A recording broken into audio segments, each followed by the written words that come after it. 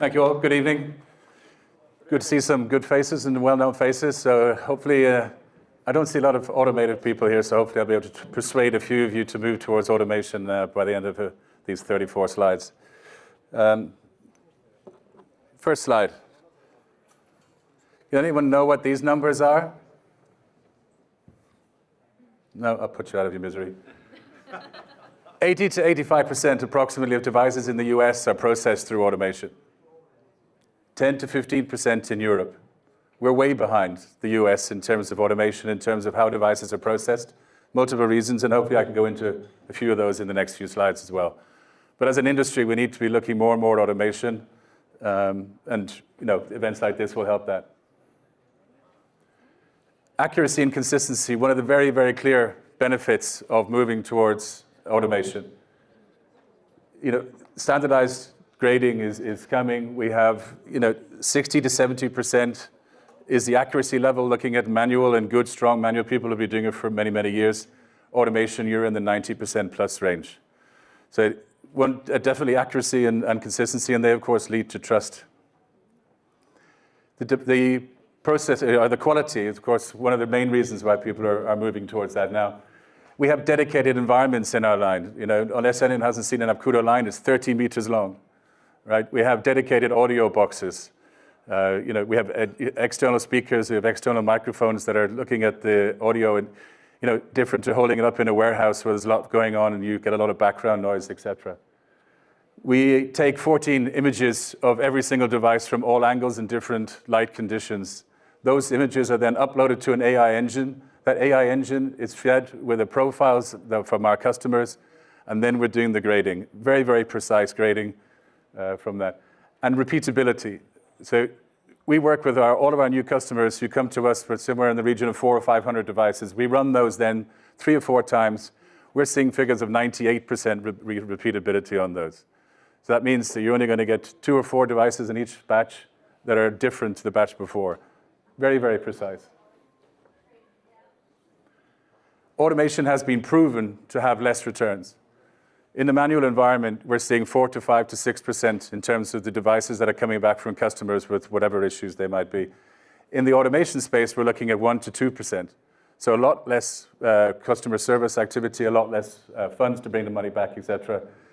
And then you're getting a lot more consistency with the constant valuations. You know that if you're coming back the month later or 2 months later, you're getting exactly the same grades that you were a couple of months prior to that. And trust. Always in this industry, we're talking about trust. Customer are looking to be able to trust who they're buying their devices from. So consistency and trust are the backbones of automation. The advantage of automation as well, of course, is that we can build in those peaks and troughs far easier than hiring new staff, training new staff. Funnily enough, a machine doesn't get sick, it doesn't go on holiday, and you can make it work 23 hours a day without it complaining. So the peaks are definitely managed, and the constraints around manual are not only the people, it's the knowledge base, it's who's a master grader, who's not. It's a big, big difference, and scale. I haven't got my glasses, that's why I can't read them here, so I have to look up here, right? So it's also now been proven, and one of the marketplaces in Europe is actually now contemplating doing a separate grade for automated devices. And those devices will have a slightly higher price because people are going to have a higher level of trust. They will have that higher level of quality. So I think that 2026 will see a breakthrough for all of us in the automation world, and it will be delivered from end-to-end machines. Better channel allocation. Insurance companies, as we know, a lot of us will be selling to insurance companies. They're looking for the very best in devices. They want to be able to see that those devices have very few scratches, if any, that the quality is right. The machine will tell you exactly how that's going to be worked. And then data-driven decisions. So we work with our machine. If it's a functionally 100% device, we will come out with BP1 or BP2 or BP3. BP1 is buff and polish. So we'll buff and polish that device, increasing the value of that device. BP2 is a deep scratch removal and a buff and polish, and BP3 is reglassing. So you have all of those options which are given to you and are data-driven. So the machine will tell you, this is a functioning device, this is what you should do to make it work for you. This is a big one, and I think a lot of you may have a different view on this, but this is my personal view. Automation will be required in the next few years for the top three things. The first one is common grading standards. Even with common grading standards from whoever it is, a marketplace or whatever, if you're doing it at 5 different places in 5 different countries, you're always going to have different results. And this is what the marketplaces are seeing. And the marketplaces, the OEMs as well, are all moving towards a common grading based on automation. CTIA V5 in the US was common work done by Samsung and the CTIA to set those grades. I'm part of a group working with the GSMA to agree on labeling for pre-owned products. What's going to be on that label? And a lot of it will be around the grading, will be around the functional testing. And that's where automation really makes a big difference. And I'm sure most of you have heard about device passports. So by 2030, Europe will be launching device passports. By 2028, we will start to see the first device passports hitting the European Union. You can't do device passport with a manual grading. It just won't work. There'll be too much inconsistency. So these are 3 big reasons why you should all be thinking about automation in the near future. Enhanced security. So once the product arrives in a facility that's using automation like ours or a different one, and it's unpacked, that's the last time the hands will touch it. So you don't have anyone there who's going to get any of that data on those phones. The machine doesn't see that data. The machine deletes it once or twice at least in the whole process.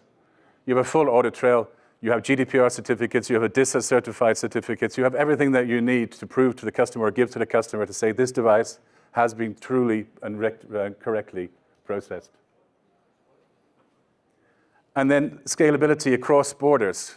You know, we see Bob here from the US. They're one country. We have 26. We've got so many different people who are doing processing. An A to one person is not the same as an A to an X or a B. If you're using automation and you're using things like CTIA, V5, or whatever you're going to use, the device you buy in Italy is going to be the same quality as the device you buy in the UK or the device you buy in Germany. Naturally, it would make a big difference if they were using the same machines. But if it's an NSYS or if it's whoever it is, you know, we're all working towards very, very similar things. So I think that's going to make a rather big difference in the process. And then finally, give me 2 minutes to talk about Cyculus. I put it at the end because then this is the last thing you're going to see, and hopefully you remember this a bit more. But we set up Cyculus to open up technology to everybody in Europe. So if you have 500 phones or above, you can send them to us. We will process them and get them back to you. It's a scalable, no barriers to entry, pay-per-play model. It allows you to get the benefits of a very expensive machine in the shortest period of time. So, and on the back of that, we also do some refurbishment work. So we would do polishing, as I said earlier on. So 2 levels of polishing. We do reglassing, battery swap, etc. And I invite everybody to come and have a look at us. We're in Germany. We're near Stuttgart. Quite a few of you I can see have already come to visit us. But I hope I've been able to give you some better ideas of what automation is and what it can do for you. And that's my presentation. So if anyone else has a question, I'll take them now. If not, at the bar. Bob's got a question. I was just about to introduce you, Bob.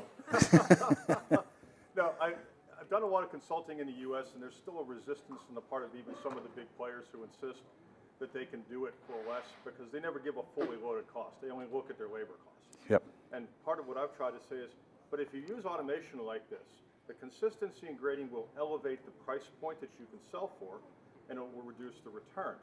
Do you have any data around that? Because that would really be useful, I think, in helping some of those people move forward, realizing that it pays for itself. It really does pay for itself. It does, and it's a great point, and it's one that probably takes more than the times I have left. But definitely the increased valuation and the reduced thing, they bring it probably 2, 3, 4, 5% in terms of valuation. Combined.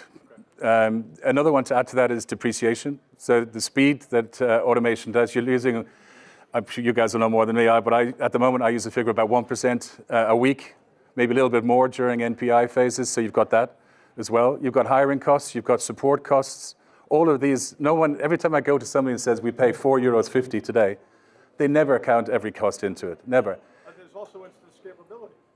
And scalability, yeah. I mean, towards the end of the year when we're all very, very busy, you can't bring in people, train them, and then let them go straight away. after that. So there's a lot of hidden costs which people don't take into account when they're comparing manual to things. So really appreciate that, Bob. Thank you very much. I'll hand over to Bob.